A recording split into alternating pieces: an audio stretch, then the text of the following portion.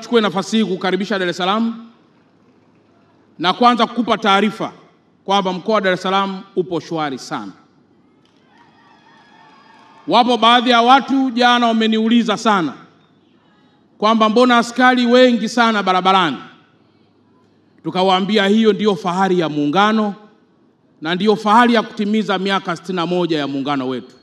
Pigeni makofi mengi sana. Lakini wapo wengine, Mheshimiwa Rais, walijinasibu wanataka kukinukisha. Lakini mimi kama mtaalamu wa lugha nikawaza kwamba hauwezi kukinukisha kama hauko tayari kunuka. Ni lazima uwe tayari kutoa harufu ili ufikishe mission ya kuweza kukinukisha.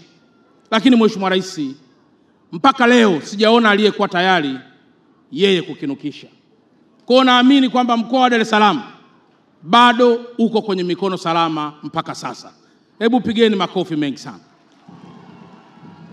Lakini pili, Mheshimiwa Rais wa Zanzibar na mwenyekiti wetu wa Baraza la Mapinduzi, ni heshima kubwa sana haya yote yanatokea chini ya mikono salama ya Mheshimiwa Rais wa Jamhuri ya Muungano wa Tanzania, Dr. Samia Suluhu Hassan.